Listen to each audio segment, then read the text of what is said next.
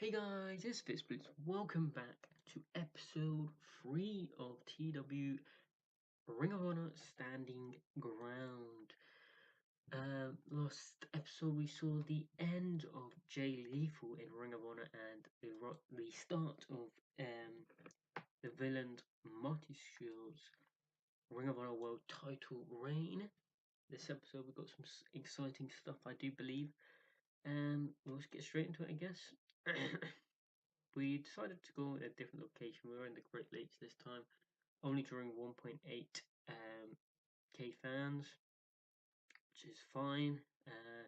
Starting off things off in the pre-show, I had a women's match because why not? I guess I had Kira Hogan versus Thunder Rosa, who is, I believe, it's Cobra Moon, Lucha Underground. I can't quite remember if she's Cobra Moon or yeah, she's Cobra Moon. Yeah, that's correct.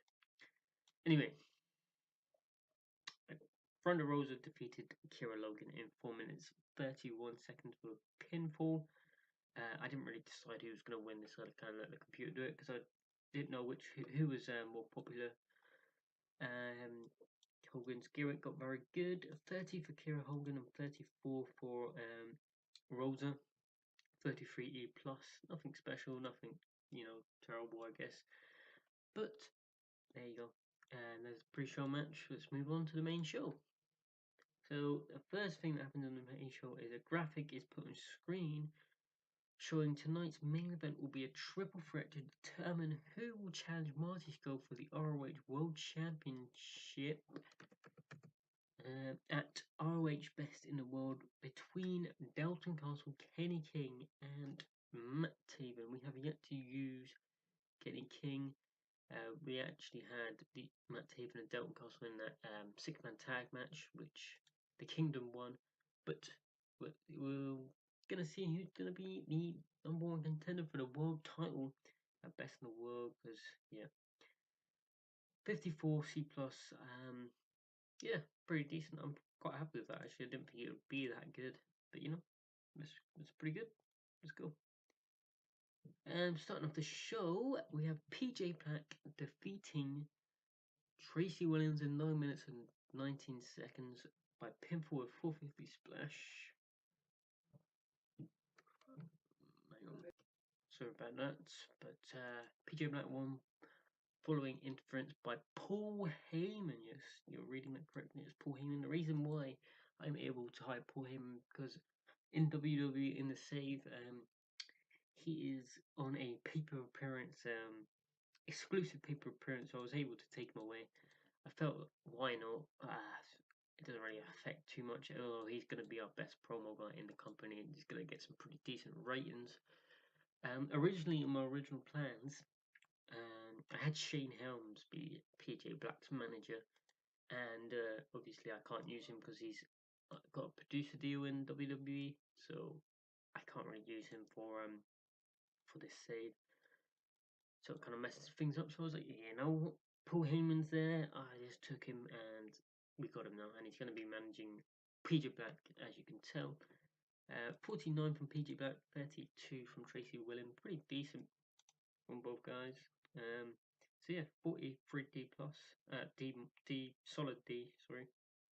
Moving on. Let's see what happens next. So post match, Heyman gets a mic. Some stuff here. Ladies and gentlemen, my name is Paul Heyman. Ha! What am I talking about? You already know who I am. You indie fans know absolutely everything about wrestling, so he's kind of poking fun at the fact they think that Ring of Honor fans, I guess, even though Ring of Honor is not really an indie promotion, it's kind of a own thing. But yeah, no, he's poking fun at that, saying that they know everything, but really they just don't, do they? But I bet you didn't know I was coming to Ring of Honor. Well, surprise. And then I kind of moved it on here because I didn't really want to focus it on Paul Heyman. I kind of wanted to focus it more on PJ Black, which I think it should be when it has like a manager type thing. It should be like the manager speaking on behalf of the wrestler instead of just the manager talking about himself. So we move straight on to him talking about PJ Black. PJ Black has been overlooked by everyone, but yet he's been everywhere and he's been a champion everywhere he's been. ROH will be no different. I see PJ back for an extremely excellent performer. He is for the extremely excellent performer he is, and if you people can't see that, then I guess you guys really are as stupid as I originally thought. But I really do hope you can give my new client, I've probably spelled that wrong, but whatever. Moving on. A fair chance to prove himself here in Ring of Honor. There you go. So that's basically just establishing the fact that Paul Heyman is the manager for PJ Black. 76 B plus rating, pretty decent. Really good actually, not pretty decent, but Moving on. Tag team match. Lifeblood defeat the Dogs. Or the Dogs or whatever. Dave Finlay Jr. defeated Will Ferreira. Yes, Ferreira. They had excellent chemistry, which is fantastic. I do love to see that. 46 for Juice, 32 from Finlay, for Ferreira 23, and 46 for Rent Titans. 42D, not bad at all. Just nothing. Well, it's not really nothing about it. It's just establishing a bit more of a depth in our tag team division, I guess. And after the matches, where it really gets stuff happens during the tag team division. So post match, the Briscoes assault Lifeblood match. After their match, and then Jay gets on the mic. Jay Briscoe says, "If this is the best ROH has got, I really don't think there is any point of us sticking around when there's plenty of better teams out there." And then all of a sudden, Villain Enterprises, Brody King and PCO attack the Briscoes, and PCO and Brody King pose with the ROH Tag Team Championship. That kind of puts a spanner in the works of Jay and Mark Briscoe there, because they obviously, before I start this save, Brody King and PCO won the World Tag League, earning themselves a title shot. So we'll see how that develops. Next week, maybe it'll be a triple threat tag team match, or maybe it'll just be Briscoes versus Villain Enterprises. We'll see. Multiple different directions we can go with this angle here. 49D plus, pretty decent. I was expecting it to be around 45, but that's pretty decent. I like that. Moving on. Rush defeated Willie Mack in 11 minutes 26 seconds with a Lalanzo. 49 for Rush, 37 for Willie Mack. I saw how good Rush's performance was when he faced Jay Lee from the first episode, and I decided, you know what, we're going to push this guy. He's really good in real life, obviously, as well. But I haven't really seen too much of his stuff. I don't really watch CMLL that much, but I hear it's good.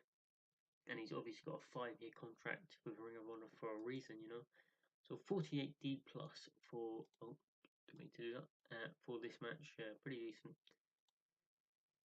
Go straight into the main event from there, as Dalton Castle defeats Kenny King and Matt Taven in 17:42, when Dalton Castle defeated Matt Taven by pinfall with a deadlift German suplex. I went with Dalton Castle because really he was the only person I could see fitting in the title match with Marty Skull for right now. Anyway, I think what I might have to do, I didn't really want to, but I might have to just go hire a bunch of people to put more depth into the roster, because at the moment at the top, our top guys are like Marty Skull, Silas Young, I believe, the Best Friends, Bret and Chucky T.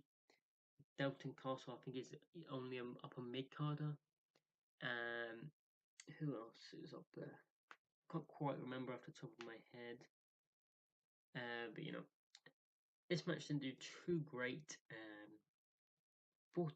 37 from Dalton Castle, Kenny King 45, and Taven 33. It's pretty decent, but not where we want want it to be realistically.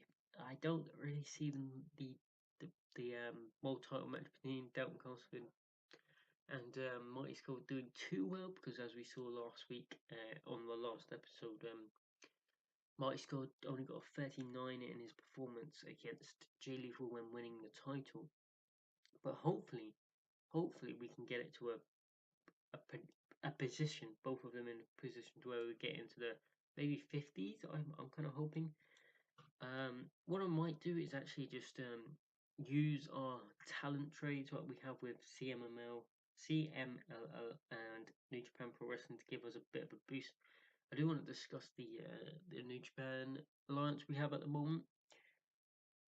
As soon, maybe not as soon, but in the future, I'm going to end that relationship, because I do think New Japan are going to want a team of all elite wrestling in real life. So I'm going to use the New Japan guys in order to build up my roster a bit more, and I'm not just gonna have like Tanahashi come over and lose to Kenny King or anything like stupid like that, but I'm gonna have them give give us give us some good matches, obviously, and use them. And once I'm at a certain level where I can actually compete with the other companies, I will probably end that relationship and stand my own ground, as the title would would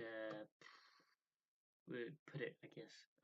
Anyway, the last segment of the show, post-match, Dalton Castle celebrates his win and signals to Marty Scurll, who should be on screen here. He was on commentary for the last match. So yeah.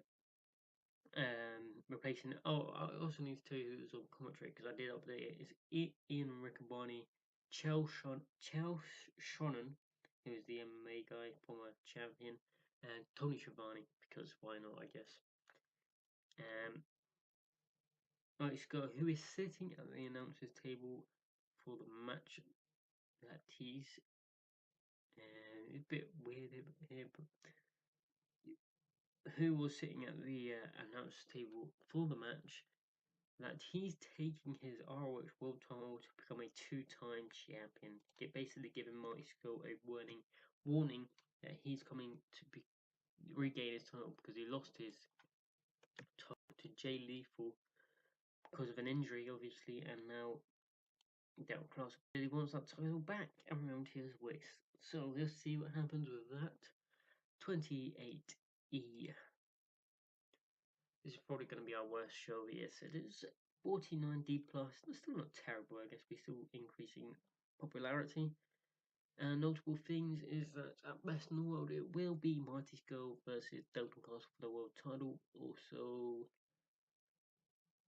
is anything else? No, another notable thing is that Paul Heyman is in there. Is in a Ring of Honor now. I think that's pretty much it. All I've got to say, really. I hope you have enjoyed so far. If you did, please leave a like and subscribe. And watch out for the next episode. Peace out.